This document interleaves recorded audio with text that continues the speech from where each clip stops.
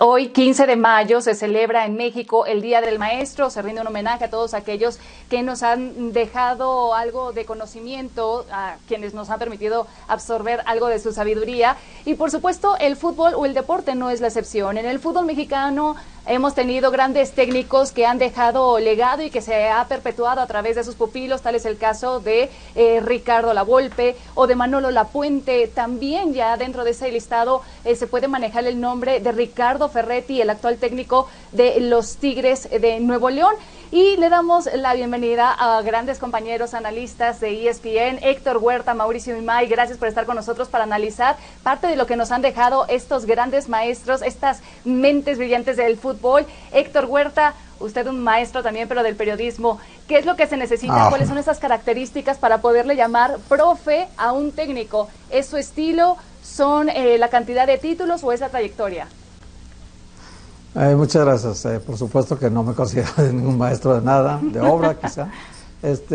No, mira, un saludo primero a Jorge, a Mauricio, a ti, Cari, con mucho gusto.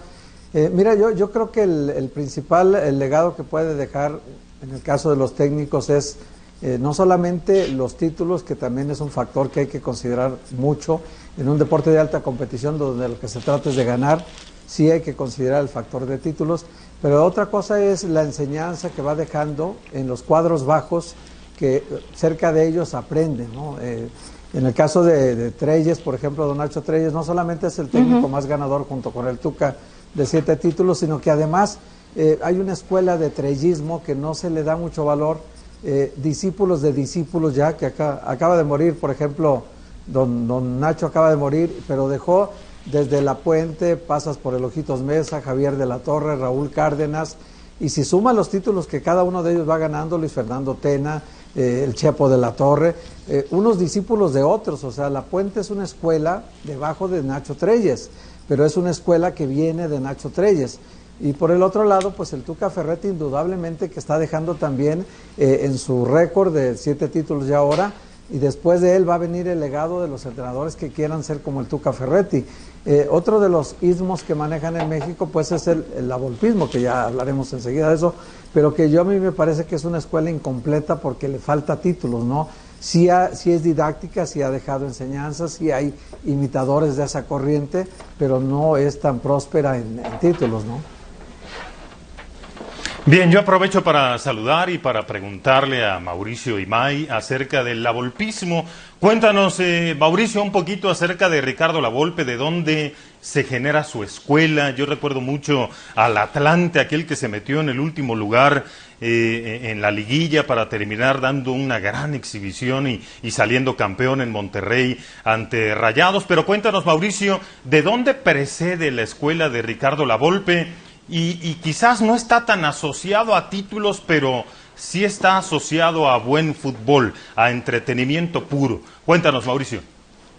Sí, pero esa falta de títulos es la que siempre le cuestiono, Jorge. Fuerte abrazo para todos, un gusto estar con ustedes aquí en SportsCenter, porque es muy curioso, de los pocos técnicos a los cuales no se le cuestiona la falta de títulos obtenidos es al propio Ricardo Antonio Lavolpe. Me parece esto mucho tiene que ver con su gran verso, ¿no? El que ha plasmado un estilo de juego en nuestro país, mismo al cual traicionó sobre el final de su carrera como técnico, porque con América, cuando llega aquella final navideña contra el conjunto de Tigres, durante ese torneo practicó cualquier estilo menos el famoso lavolpismo, ¿no? Ese que iba al frente, ese que atacaba, ese que no importaba en dónde ni contra quién jugaba de la misma manera. Creo que al final Ricardo Lavolpe, curiosamente, terminó jugando más como esa escuela tan cuestionada por el propio Ricardo Lavolpe como la del apuentismo. Tan cuestionada, caballeros, que incluso como un ejemplo de aquellos casos donde el alumno supera al maestro, Miguel Herrera, quien ha sido pupilo de Lapuente, lo ha superado en número de títulos, que es lo que tanto se le cuestiona a Lavolpe. Pero también mucho se ha comparado ese estilo de lavolpismo con el lapuentismo. ¿Son estilos que aún están vigentes, Héctor Huerta? Sí, pues te digo, Lapuente tiene pues como discípulos al Flaco Tena, al Chepo de la Torre, a Mario Carrillo. Son entrenadores que aprendieron mucho con Lapuente. Lapuente en algún sentido fue un adelantado a su época porque era un gran motivador y además era tácticamente muy avanzado. Entonces, es un técnico que además en la liga ganó 5 títulos. El asunto yo creo que de la Volpe pasa mucho por su personalidad, ¿no? Porque la personalidad de la Volpe, como no es de perfil bajo, es de perfil alto. Entonces, en ese perfil alto, tus palabras tienen que estar sustentadas con hechos. Entonces, mientras no sustente las palabras con los hechos, ahí es donde viene el problema. Yo nomás me pregunto qué hubiera pasado si la Volpe con el Boca Juniors, que dejaron el campeonato, se lo pusieron cuando sale Alfred Basile a la selección nacional y queda la Volpe para dirigir unos cuantos partidos, parecía un momento propicio para que él en otro país con el Boca Juniors fuera campeón y al final se perdió ese título. ¿Qué hubiera pasado si la Volpe en aquella final contra el Toluca del 99 con el Atlas también culmina ese gran torneo del Atlas con el título?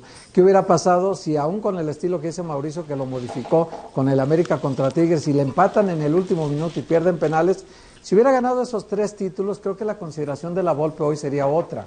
En el balance final de su carrera, el equilibrio de resultados y estilo estaría ahorita predominando, ¿no? Héctor y Mauricio, bueno, yo escucho a Manuel Apuente y lo primero que me viene a la mente es 4-4-2, Necaxa, Puebla, América y Selección Mexicana. Quizás no el mejor estilo, pero bien efectivo, Manuel Apuente. Mauricio, háblanos un poco ahora del Tuca Ferretti, hablando de perfiles protagónicos, de altos perfiles. Bueno, pues ya sabemos las características de Ricardo Ferretti, que es quizás alguien que puede o tiene la capacidad de hacer ver mal al equipo más bonito, pero también ofrece resultados. Cuéntanos del Tuca, Mauricio. Sí, yo de Ricardo Ferretti voy a hablar más allá de los títulos que todos sabemos ya tiene, ¿no?, en la vitrina, y voy a hablar más como ese maestro que tanto le ha enseñado a muchos desde aquella época en las Chivas Rayadas del Guadalajara. Tú hoy hablas con Ricardo Peláez y le preguntas quién fue uno de los entrenadores que más te enseñó o del cual aprendiste más siendo futbolista, y siempre se va a expresar muy bien de Ricardo el Tuca Ferretti. En la actualidad tú hablas con uno de los futbolistas de Tigres, como por ejemplo Javier Aquino, y es lo mismo, ¿no? Un técnico que, si bien es cierto por su forma de ser, muchos pueden llegar a cuestionarlo, lo mismo que por su estilo de juego, es una realidad que no deja de enseñarle a los jugadores que pasan por los equipos en donde le toca dirigir. Un maestro en toda la extensión de la palabra, Ricardo el Tuca Ferretti. La verdad que somos afortunados porque grandes nombres han pasado por el fútbol mexicano, dejando pues ese sello, ese legado. También nos podríamos mencionar Nacho Treyes, Víctor Manuel Bucetich, El Ojitos Mesa, pero bueno, esto sería larguísimo. Y señores, también hay que hablar, bueno, antes que nada darles las gracias a Héctor Huerta y Mauricio Imay por compartir con nosotros este análisis.